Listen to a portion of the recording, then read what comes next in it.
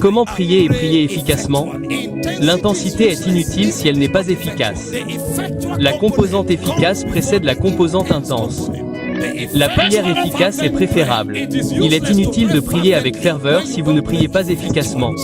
Nous devons donc examiner les Écritures pour savoir comment prier efficacement. Et le Maître lui-même est celui qui nous a appris à prier et à ne pas manquer chaque fois que nous prions. Matthieu chapitre 6, du verset 5 au verset 13. Les 3 premiers versets, Jésus nous a montré sur quoi ne pas nous concentrer lorsque nous prions. C'est celui-là que nous prions. Mais maintenant, il est sous forme humaine, priant le Père pour qu'il nous enseigne comment prier. Et c'est ce qu'il appelle la prière productive. Il a dit que lorsque tu pries, il a dit que tu ne serais pas comme les hypocrites. Qui sont les hypocrites? Il a dit qu'ils aiment prier debout dans les synagogues et au coin des rues, pour être vus des hommes. En vérité, je vous le dis, ils reçoivent leur récompense. Que nous enseigne Jésus ici? Premièrement, Jésus nous enseigne que la prière ne doit pas être une mise en scène. Ce n'est pas le moment de vouloir que les gens vous donnent un titre pour avoir prié. Il dit que la mise en scène dans la prière, c'est vous priver de ce que votre prière aurait dû générer, car votre prière sans réponse était censée vous apporter une récompense. Il a dit, mais maintenant que vous l'avez transformé en mise en scène, pour que les hommes vous traitent de tous les noms, vous applaudissent et vous perçoivent d'une certaine manière. Il a dit, vous avez perdu le but de votre prière. C'est le Maître qui parle. Cela signifie que Jésus prête attention à nos motivations lorsque nous prions. Lorsque vous priez, ce n'est pas ce que les gens disent de votre prière qui compte. C'est ce que votre prière génère qui compte. Trop de bébés prient. Ils pensent que la prière est une mise en scène. Et nous prions et nous transpirons. Pourtant, nous ne voyons pas les résultats de la prière que les patriarches ont ordonnés. Quelque chose ne va pas dans notre prière. Jésus nous a dit que la prière ne doit pas être une mise en scène. Verset suivant. Quand tu pries, il dit, entre dans ton placard. Quand tu auras fermé ta porte, prie ton Père qui est là dans le lieu secret. Et il dit, ton Père qui voit dans le secret te le rendra. Quel est le deuxième point dont Jésus parlait ici? Il a dit que la prière devait être sacrée. La prière ne doit pas perdre son essence sacrée. C'est une entreprise sainte. Cela ne veut pas nécessairement dire que chaque fois que vous priez, vous devez vous cacher, mais cela vous dit de ne pas laisser les activités humaines corrompre le caractère sacré de votre interaction. Vous parlez à un Dieu saint. C'est pourquoi il a dit, ton Père qui est là dans le secret. Il a donc dit, ne faites pas de votre prière quelque chose de sacré. La plupart des prières que nous prions ne sont pas sacrées, ni saintes. Nous ne prions pas comme si nous prions un Esprit Saint. Nous prions comme si nous accomplissions des rituels religieux. Et c'est pourquoi nos rituels sont des rituels morts. Ne faites pas de vos prières des rituels, qu'elles soient sacrées. La prière ne concerne pas l'activité, elle concerne l'essence. Jésus dit que notre prière ne devrait pas concerner davantage les activités. Elle devrait concerner l'essence. Vous parlez à un Esprit Saint. Vous parlez à un être sacré. Le caractère sacré de la prière est donc plus important. Troisièmement, Jésus est allé plus loin. Verset 7, lorsque vous priez, il dit, ne multipliez pas de vaines paroles, comme le font les Hébreux. Il a dit, ils s'imaginent qu'ils seront exaucés, car ils parlent beaucoup. Ne leur ressemblez donc pas. Votre Père sait de quoi vous avez besoin, avant que vous ne le demandiez. Que nous enseigne Jésus ici? Il a dit que lorsque nous allons prier, nous ne devrions pas y aller avec la conscience de parler à un Dieu qui n'entend pas et ne répond pas. Il a dit que lorsque nous allons prier, nous devrions y aller avec la conscience de parler à un Dieu vivant qui non seulement répond, mais qui sait déjà ce que nous voulons demander et est prêt à répondre avant même que nous le demandions. Vous savez, il y a des gens qui prient mais qui n'attendent aucune réponse. En fait, lorsqu'ils prient et qu'il y a une réponse, ils sont choqués. C'est pourquoi, lorsqu'ils prient, ils disent tant de choses, ils remplacent le manque d'attente de réponse par de l'activité. Ainsi, au cas où vous ne verriez pas de réponse, vous serez au moins impressionné par la manière dont ils ont prié. Jésus dit non, lorsque vous allez prier, enlevez la conscience que votre prière ne sera pas exaucée, ayez la conscience qu'elle sera entendue et qu'elle sera exaucée. Voici donc 3 choses que Jésus nous a dit d'éviter. Premièrement, il a dit que nous devrions éviter le spectacle. Deuxièmement, il a dit que nous devrions éviter de corrompre notre prière. Notre prière doit être sacrée. Troisièmement, il a dit que lorsque nous prions, nous ne devrions pas y aller avec la conscience que rien n'arrivera. Il a dit que lorsque nous prions, nous devrions y aller avec la conscience que quelque chose doit arriver parce que notre Père qui est capable nous entend et sait ce que nous voulons prier avant même que nous commencions à prier. Lorsque ce fondement est là, Jésus a dit de cette manière, priez, il a commencé à vous montrer ce que Dieu considère dans les prières auxquelles il répond. Il dit au verset 9 de cette manière, il n'a pas dit de prier cette prière. Jésus n'a pas dit d'aller prier notre Père qui est aux cieux. Ce n'est pas ce qu'il a dit que nous devrions prier. Il a dit de cette manière, cela signifie que c'est ainsi que votre prière doit être ordonnée. Donc, quiconque souhaite prier efficacement, voici l'ordre de votre prière. Numéro 1, elle commence par « notre ». Jésus nous parle donc de prières efficaces. Elles ne sont pas égoïstes. Il est possible de dire « mon Père ». Il a dit « non ». Dites « notre ». Cela signifie que l'entreprise de prière dépasse vos besoins. Vos besoins viendront plus tard, mais ne commencez pas par vos besoins. Vous réduiriez la possibilité de la prière. Dieu sait que vous devriez prier pour vos besoins, et Jésus en a parlé, mais ce n'est pas par là que vous commencez. Il a dit que lorsque vous allez prier, commencez par « notre ». Prenez une disposition d'altruisme, une prière efficace commence par « notre ». Si vous lisez votre Bible, elle est remplie de la composante altruiste de la prière et de la puissance qu'elle détient. Jacques 4 sur 1-3 dit « D'où viennent les luttes et les querelles parmi vous ? Ce n'est pas de ce que vous avez perdu qu'elles viennent. Il est dit, de ce que vous avez perdu, la guerre est dans vos membres, et vous n'avez pas. Vous tuez votre désir d'avoir, et vous ne pouvez pas obtenir. Vous luttez et vous combattez, et vous n'avez pas, parce que vous ne demandez pas. Il dit que vous demandez et recevez, non pas parce que vous demandez et que vous manquez de quelque chose, afin de vous consumer par votre convoitise. Donc, quiconque prie et obtient une réponse en permanence doit se débarrasser de l'égoïsme. Les prières efficaces sont désintéressées. Notre Père. Lorsqu'un homme se présente devant Dieu de manière désintéressée, tout ce qu'il dit est exaucé. Le premier élément d'une prière efficace est le désintéressement.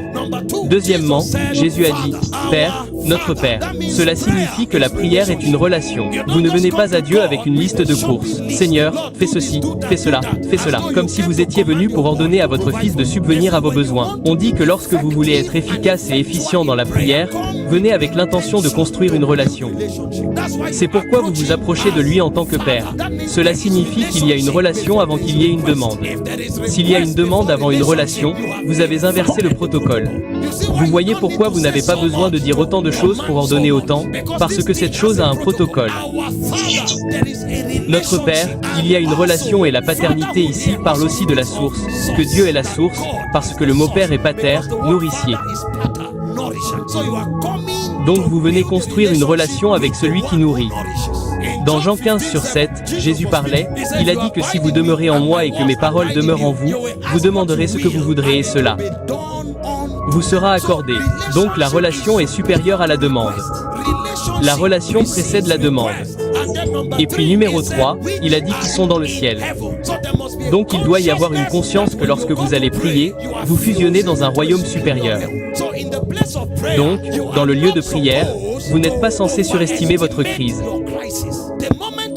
Le moment où vous vous agenouillez pour prier devrait déjà être une déclaration que vous avez méprisé votre problème parce que vous accédez à un royaume supérieur.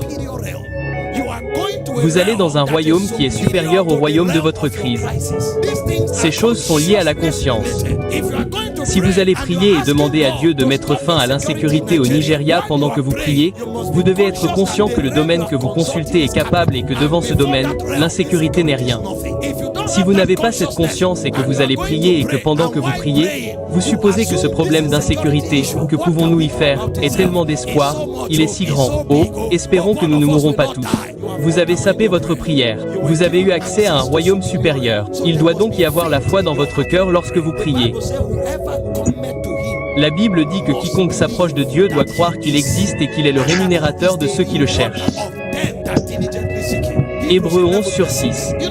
Vous savez que nous prions, mais quelque part dans notre subconscient, nous exagérons notre problème. Nous transformons donc les taupes en montagnes alors que nous devrions transformer les montagnes en taupes.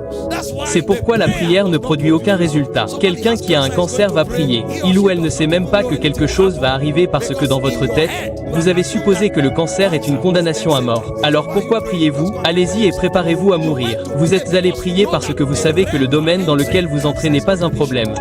Jésus a dit que si vous pouviez avoir cette compréhension, vous verrez le pouvoir de la prière. Vous le verrez. Donc, l'élément de foi est la conscience que Dieu est plus grand que votre problème, que le domaine auquel vous accédez est supérieur au vôtre. C'est ce qui rend la prière efficace. Il ne s'agit pas seulement de parler en langue, de crier en langue, de transpirer. S'il n'y a pas d'altruisme, s'il n'y a pas de relation, s'il n'y a pas de foi, la prière sera inutile. Notre Père qui est aux cieux. Alors, numéro 4, que ton nom soit sanctifié. Le quatrième élément d'une prière efficace est la révérence envers Dieu. Vous devez voir la manière dont certaines personnes prient. Elles prient, elles répondent à WhatsApp et elles prient pour une nation.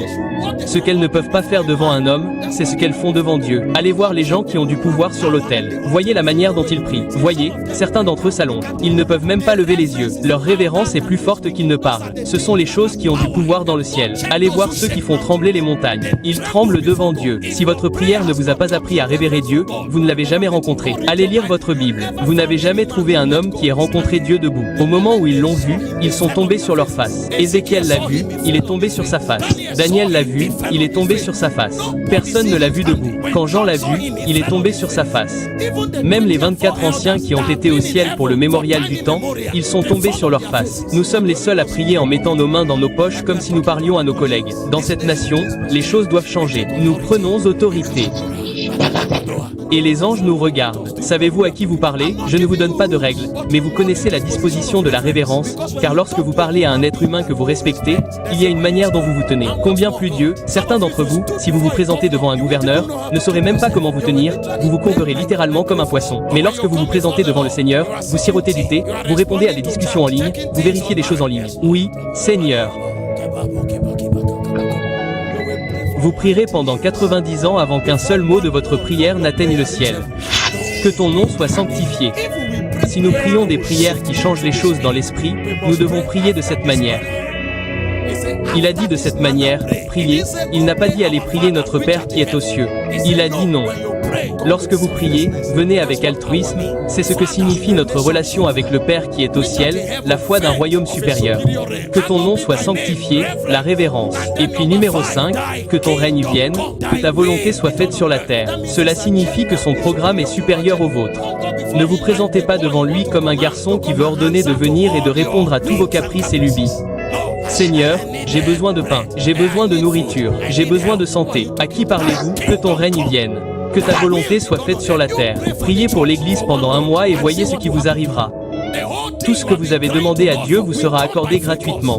Il est dit, cherchez premièrement le royaume et sa justice. Matthieu 6h33. Toutes les autres choses vous seront données par-dessus. Les choses pour lesquelles nous prions sont censées être des ajouts. Mais quel est le problème? Nous ne nous soucions pas de ce royaume. Pour certains d'entre vous, même si toute l'Église est détruite, tant que vous êtes protégés, que vous avez de quoi manger et que vous vivez dans le luxe, tout va bien. Ainsi, lorsque nous disons que la prière ne se limite pas à parler en langue au hasard, Jésus a dit de cette manière, priez après avoir traité de tout ce désintéressement, de cette relation, de cette foi, du royaume de Dieu. Il a maintenant dit que vous pouvez demander, donnez-nous aujourd'hui notre pain quotidien. Cela n'est pas contre votre pain quotidien, cela fait partie de la prière, mais cela vient après que vous ayez servi son royaume. Vous pouvez alors servir votre royaume. Ainsi, dans la prière, nous servons le royaume divin. Alors la divinité sert notre royaume. Donne-nous aujourd'hui notre prière quotidienne. Je n'ai pas appelé la descendance de Jacob à me chercher en vain. Quand nous prions, il pourvoit. Oui, il pourvoit. Il ne peut pas se renier lui-même. Il pourvoira. Puis il dit ensuite, pardonne-nous nos offenses comme nous pardonnons à ceux qui nous ont offensés. Debout droit, debout droit. Et puis il dit ensuite, ne nous soumets pas à la tentation, délivre-nous du mal. Quand vous avez prié comme cela, cela montrera réellement dans votre royaume que c'est à lui qu'appartiennent le royaume, la puissance et la gloire. Si le monde voit le royaume, la puissance et la gloire dans nos vies et dans notre camp, nous devons prier et nous devons prier correctement. Ne nous soumets pas à la tentation. Délivre-nous du mal. Oh, il y a du mal dans le monde où vous marchez. Le psalmiste a dit, nombreux sont ceux qui se sont levés contre moi. Il a dit, mais toi, Éternel, tu es mon bouclier, ma gloire, celui qui relève ma tête. La parole est dans les ténèbres. La parole est pleine de méchants et d'hommes méchants. Mais la Bible dit que lorsqu'il priait, il disait, étends ta main, étends-la. Vous savez pourquoi il priait comme ça? Dans Acte 4 sur 301, parce que dans Exode 4h20, il dit, j'étendrai ma main et je frapperai l'Égypte. Étends ta main. Le temps est venu où la prière de l'Église apportera la provision et l'abondance. La délivrance de la tentation et la délivrance du mal. Mais cela n'arrivera pas tant que l'Église ne priera pas efficacement.